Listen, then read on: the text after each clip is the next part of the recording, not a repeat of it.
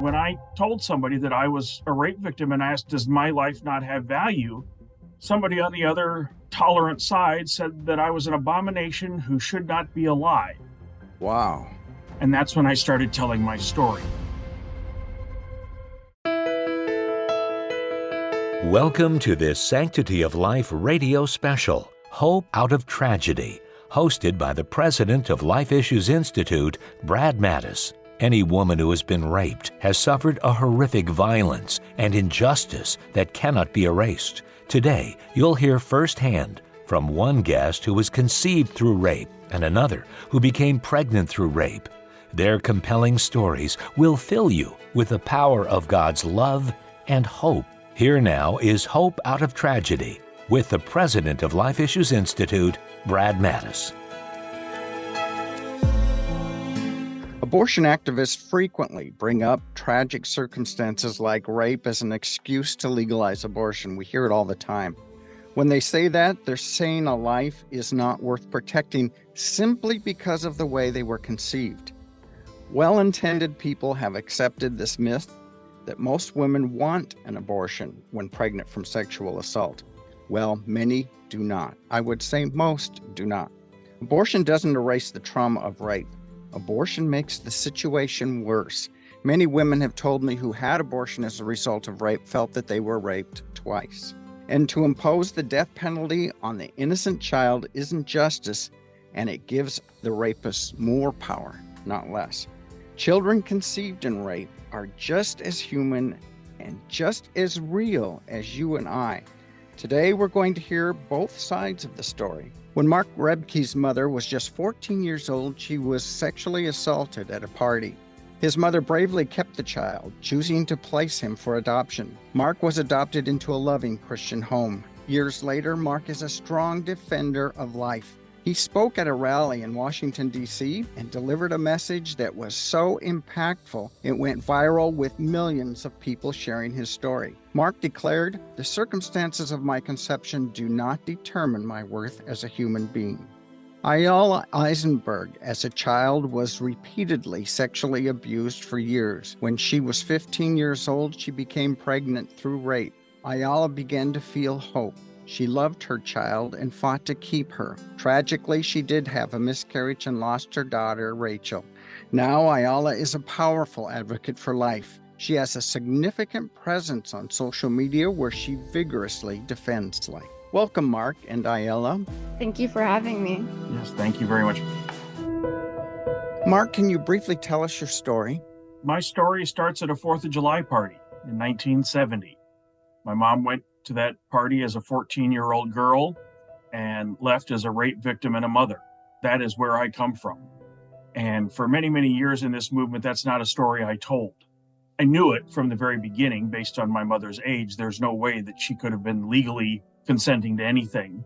So I know that that is what my story has been. It's just not something I was willing to share until leading up to the Dobbs decision. Once the decision leaked, there were a lot of events in front of the Supreme Court. And the first people they throw under the bus immediately is, well, what about rape victims? Or what about, children from rape or children affected by rape? When I told somebody that I was a rape victim and asked, does my life not have value? Somebody on the other tolerant side said that I was an abomination who should not be alive. Wow. And that's when I started telling my story. Because love me or hate me, I have a right to exist. Ayala, briefly tell your story. So my name is Ayala Eisenberg. When I was 15 years old, I was a freshman in high school. I got pregnant from an ongoing sexual abuse that I'd been experiencing for several years. And my abuser was violent with me. He had threatened me with abortion before, so I was absolutely terrified. All I could think to myself, basically, was that there's no way out of the situation. I'm like an animal in a cage. The only thing that I can do is pursue abortion because it was expected of girls. And then I started to engage with pro-life literature that I saw in my local community from the church that I was attending at the time. And I started to see mothers with their children. And, I started to feel empowered by the idea of becoming a mother. Despite my circumstances, it made me feel strong to know that I was creating a life despite what happened to me. And unfortunately, I did end up losing my baby. Her name was Rachel. through her memory, want to advocate for children like her, because I know that what was traumatic for me was not my child existing. It was my sexual assault. It was my trauma. It was the situation I was in. But my daughter was not the problem in that situation. She, in a lot of ways, was honestly the solution. You knew the man who raped you, right? Yes. Was he put in prison for his actions, or what is the situation now? I did file a police report. I reported it to somebody in my school administration and their mandatory reporters. So I was taken to the police station and they were pressing charges until something happened with the system and they ended up dropping the charges. Nobody in my legal team was really sure why, because he admitted to doing it. So there was no question of whether or not he'd done it, but they assume it was some kind of technicality with his confession, and he joined the military. And now he gets to live like he didn't do that to me. And that's the unfortunate reality of a lot of girls in my position. Rape is very often not reported, and rape is very often not prosecuted when it is. You are so right. So right. Mark, what was your reaction when you found out the circumstances of your conception? There's a lot that plays into this because I was placed for adoption. I was adopted into a family with 4 adopted children and 3 natural born children in my family. We didn't really know a lot about our stories other than some very basic information. I knew that my mother was 14 when I was born, and I don't think there's a state in the union where that's legal. I didn't know until I met my biological mother when I was 19 years old, kind of the circumstances of how that came about. And there's a feeling of shame, especially when you're young. You don't think about things as deeply or as clearly as you do when you're older and you have a little bit of age behind it, and you can look back and go, hold it, I didn't do anything wrong. It's a shame you feel inside like you are lesser, but you're not. You didn't do anything wrong. You can't control the circumstances of your conception any more than anybody else can. And so at some point, you just have to kind of own that. And that day at the Supreme Court, before I step up to the microphone and told my story for the first time publicly, I called my biological mother, because it's as much her story as it is my story. And I wanted to make sure it was okay. And her response was, as if it can save one baby, you tell that story everywhere you can. Do you ever struggle with that feeling that you're less than because of the circumstances of your conception? Of course, there's all kinds of different things in there that if you want to find a way to feel bad about yourself, you can. And, you know, as a person who has suffered from depression off and on, when you're depressed, those things come in much stronger and they give you a baseline to beat yourself up with. And that's when you really have to turn and ask God to take those thoughts from your mind, or, you know, help you overcome those thoughts, because they can become crippling. If you don't feel that you're worth anything, that leads to dark places, and you don't need that in your life. Does a group of similar peers exist out there that you can interact with?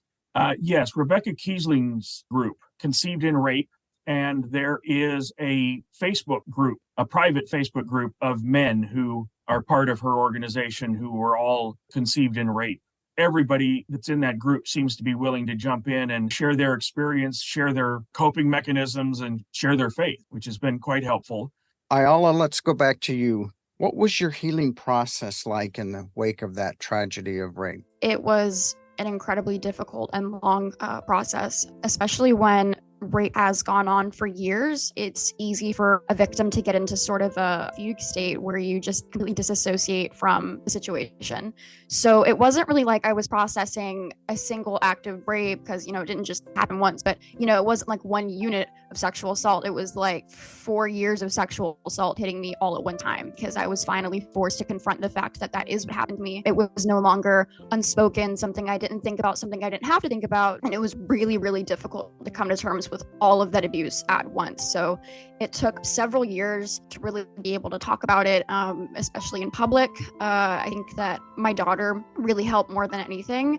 When I miscarried my baby, I felt like I have to report this. I have to get justice for her. As if I'm going to bring a child into the world, I have to stop myself from being hurt. I can't let her get hurt. She gave me a reason to care about myself and about her. And that feeling definitely still lingered after I had my miscarriage. It was very hard, but ultimately, I think that I'm strong enough, and I think that all survivors are strong enough. Mark, you had mentioned your birth mother. What was that experience like when you first met your birth mother? I was 19 years old. was still living at home with my mom and dad, and had just had some pretty serious medical issues, had to leave college and was back home and working. While my mother, who raised me, said she was okay with us asking questions or finding our biological parents, she really wasn't. So that added a whole level of complexity to it. But actually meeting my biological mother, it was great. I mean, it wasn't what I expected. It really was an unbelievable kind of thing. And the timing and the way it happened, I had actually gotten the information about my birth mother's name prior to this when I was still in college. And I went and I got the phone book, which you did back in those days. You actually got the phone book, and I photocopied the page of all of the people with her last name. And I started dialing for dollars down the list of people with that name in South Dakota and asking if they had a daughter named Cindy. And I stopped one before the name. I stopped with Lee Schmidt, and Leroy Schmidt was the one. So I had to leave college. I had to move back home. I had to get a job. I started working, and then I got back into it. And I called Leroy Schmidt, and Leroy answered the phone. And by then, I had actually gotten to see my actual adoption documents. So I knew that it was Leroy that was the one. I'm like, oh, come on, one more phone call. I would have known this months ago. But I called, and he couldn't hear. He had bad hearing. So he's like, hold on just a second. He yelled for his wife, and she came and answered the phone. And I said, do you have a daughter named Cynthia Catherine? And she immediately said, this is Shane, isn't it? Because my birth name was Shane Adam Schmidt. Wow. He knew. And she said, let me get your phone number. Let me get your information. I'm going to have Cindy call you right back. Within 10 minutes, I got called back. A day or two later, she drove the 75 miles to come see me. And we met in a little cafe in a small shopping mall in Sergeant Bluff, Iowa. And then it was just story after story after story. But the thing was that in my adoption records, there was a letter on the very top of all of those records that says, if my son ever comes looking for me, please give him any information on me that you have. So that made it very easy for the judge, because back then you used to have to go through a judge and the whole legal process to get an adoption record opened. For that letter to be at the very top of the stack when he opened the file or had the file sent to him, that was extremely helpful. When you met with your birth mother, what was foremost on your heart? What did you want to know? Even before I met her, I knew I was loved. Even before I started the search for my biological parents, I went through counseling with my pastor, and I felt that was an important thing because he helped me sit down and go, okay, are you prepared to find someone who doesn't want anything to do with you? Are you prepared to find someone that's no longer living? Are you prepared to find someone who's in prison? We kind of ran through all these different scenarios. And for me, my mother was working in a home for disabled children when I met her. I have an artificial leg. I spent a lot of time at the Shriners hospitals in Minnesota, and that you just find these little common ground areas where you have these crosses that, come together. And yeah, just the connection. I wanted connection. When you're growing up as an adopted kid, there's nobody that looks like you at your family reunion. Everybody else kind of looks a little bit alike, but you don't look like anybody. Didn't really have that until I found my two half sisters and a half brother who, unfortunately for them, look a little bit like me. They may not look at it as that way. What was it like to meet your biological father, the rapist? So this is the thing. It wasn't a violent rape. He claims he didn't know she was 14, and she was hanging out with her 18-year-old cousin, and he was 18. And so from his belief, he did nothing wrong. But as we've been told, left, right, and center, rape is rape is rape. She was 14, just barely 14. She could not have consented to that. And so meeting him was difficult, and he's now been gone for 15 years this year. It was always a very unique thing with him. You'd always get some variation of, well, I'm glad I got to meet you, but I thought when I signed my rights to you away, I signed away your rights to me. So it was always a difficult relationship. And he had not been truthful with his wife about the fact that she had heard rumors that a child existed, and he had sworn up and down that I didn't. And then I showed up. So that was a difficult thing in his marriage. It was a difficult thing for his son, who thought he was the only son. It's trauma in a lot of ways for a lot of people. Ayala, I'd like to shift back to you if I could. Why did you decide to choose life for your baby under those circumstances? Well, when you're pregnant, even if you don't really believe that a fetus is a person comparable to you and I didn't really believe that when I was 14, 15, just because I've never been given that information. You still have the understanding that you're growing human life. It's just unavoidable. I started to, see myself as a mother. I started to see that I was capable of it. I think the biggest thing holding me back was kind of the subconscious idea that I've been victimized so much. I've had all these things happen to me. I'm clearly not strong. Like, I can't stop this guy from hurting me. I felt demoralized, dehumanized in so many ways. And I think that was really the biggest thing holding me back. But I think once I realized I was pregnant and once I realized I was growing this child, I was like, well, I'm already doing it. I'm already a mom. I'm already, taking care of my baby. How did your miscarriage impact you? In so many ways.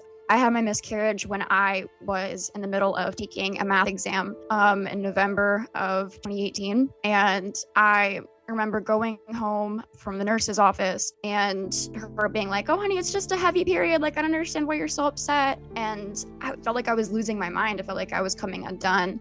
And I went home and I fell into just this incredibly deep depression because I felt like the one thing in my life that I was, I guess, proud of, the one thing of my life that I had been actively taking care of and that made me feel like, I was capable of doing something right, just kind of died. And that was horrifying to me. And I didn't know what to do. I had no understanding of the fact that a miscarriage could kill me if something, some kind of complication arose. So I had all these thoughts going through my head. And years later, not a single day goes by where I don't think about my daughter, about who she would have been. And it's still very, very difficult for me. But I think in my advocacy and raising awareness for children conceived in sexual assault, talking about the fact that my child was not a mistake, my child was not unloved, unwanted, and that children from sexual assault can be and are loved and wanted. I think that's really helped me move through what happened to me. Even if my daughter's no longer here, I want to make sure that every other baby who's conceived from sexual assault, who has the opportunity to have a life, to have love and support and care, that's not taken from them because a woman is scared and doesn't know what else to do. Did you ever have any regrets about choosing life? No, especially after having my miscarriage, there was never a thought that went through my mind that was like, oh man, I should have had an abortion before this happened. And it's like, no, this is clearly horrific. To lose my baby was the worst trauma in that situation, I would probably say. It deeply affected me. And it showed me that, removing my baby from the situation didn't do anything but cause me additional trauma, additional pain, years more struggling, grappling with something that was just enormously difficult. There was no part of that would have been healing for me. Based upon all that you've been through in your story, what are you doing now to advocate life for unborn babies? I basically do everything that I can. So I've been really active on social media. I have Twitter, TikTok, Instagram, where I've spoken for years about being a survivor of sexual assault, conceiving my baby, and trying to empower other young women who might find themselves in similar situations. I've received countless DMs, messages, comments from women who are in or have been in a similar situation thanking me. I have personally helped several teenage girls who find themselves in that situation choose life. There's not a bigger blessing on this planet than having gone through something like that and being able to tell another girl that it's going to be okay and helping her choose life for her baby. But I basically tell my story wherever I can, whenever I can, and it seems to be helping at least some people, and that makes it worth it. You're really going after it, aren't you? Doing my best. Yeah. Well, with all of us, out of the ashes of our lives, God raises up some pretty spectacular opportunities for us to declare the glory of God, doesn't he? Mark, I'd like to go back to the event in front of the Supreme Court, the day of the Dobbs decision. You had a very unique and somewhat ironic opportunity. Tell us about that. I worked in politics for many, many years before I kind of dedicated myself full-time to the pro-life movement. And in 2002, I built a little portable podium. Folds up into a suitcase, so you can just carry it wherever you need the podium, you can go. The night before the Dobbs decision came out, I got a phone call from somebody who knew somebody in the Supreme Court police, knowing that everybody was going to be on duty for the next day, so that it was very likely that the Dobbs decision was going to be coming down. And I sent an email out to every pro-life group and leader and participant that I could think of in town saying, hey, if anybody needs it, my podium and my PA system will be down there tomorrow for whoever to use. And when I got down there the next day, Kristen Hawkins was there with Students for Life. They wanted to have the podium at the moment the decision came out, and I said, that's fine. We put their signage on the front, and from a podium built by a child conceived in rape, the Dobbs decision, the end of Roe v. Wade, was announced from my podium that I built with my hands on my PA system that I own and use for pro-life events. So all I ask from God is that I'm alive when personhood is declared, and if possible, I'd like it to be from my podium as well. A big dream realized and another big dream yet to happen. Ayala, what would you say to a woman who's considering having an abortion?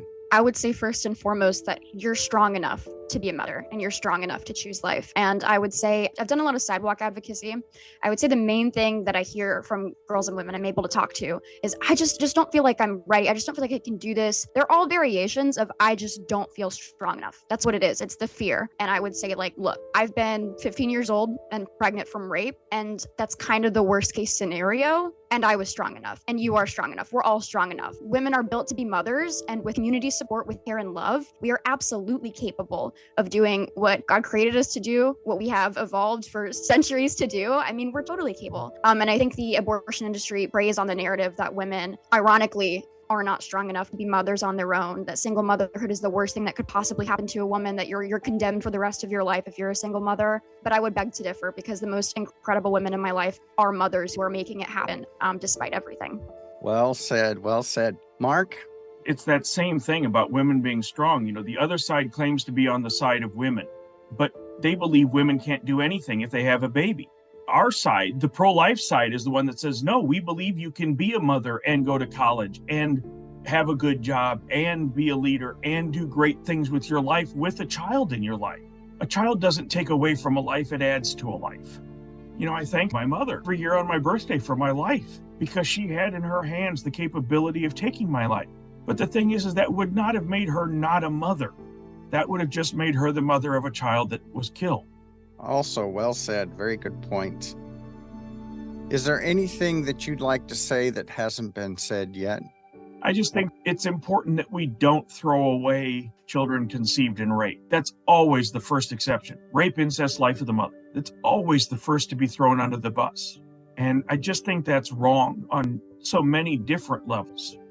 I would definitely like to say two things for pro-life organizations. I've worked with several pro-life organizations over the years, and I feel like they've all done a good job at trying to talk to rape survivors. But I think that a lot of the time they've been missing one of these two things. And the first thing is not to ignore them. I think women who are pregnant from sexual assault need to be spoken directly to, because their situation is so much different. And when you have messaging that's simply, love your baby, you know, you're already a mother, all this stuff, and it's kind of general and it's never directed towards them specifically, they kind of automatically assume that they're being left out of it, because it's like, oh, well, not my baby because my baby was conceived wrong. And of course, like Mark said, you know, it's always the exception to abortion bans, to abortion restrictions. It's always rape, incest, life of the mother. And so you kind of get the idea that even the pro-life movement is saying, well, you know, not your baby, but, you know, most of them. And I don't think that's acceptable messaging. And I would also say that when you're talking to women who are pregnant from sexual assault, it needs to be trauma informed. It needs to be, you know, no implication that you are responsible for your sexual assault. None of that like victim blaming messaging. And I've seen that is kind of a problem in the pro-life community, that people don't know how to talk about rape. They don't know how to talk to women who have been raped. And I completely understand that it's very difficult to talk about. But I think it's our responsibility as pro-lifers, if we're trying to talk to these women, tell them, you need to keep your baby. Well, you need to be able to talk to her about her life and why she needs to do that. So I think those are probably the two most important things I would say. And if pro-life organizations are able to do that, we'd be able to save so many more lives. Well, I want to thank you both for sharing your stories, difficult stories, but also stories that end well, with not only the life, but also what you're doing with your experience. You're just helping so many people. You've heard today there's hope through tragedy, and I want women to know that they don't have to take this journey alone. Life Issues Institute is here to help. You can find a wealth of information and effective resources to protect innocent human life from fertilization to life's natural conclusion. If you've experienced a pregnancy resulting from sexual assault, and if you're comfortable doing so, please share your story with us at lifeissues.org. And as always, we'd like to know what you thought of this program and how it affected you. Visit lifeissues.org.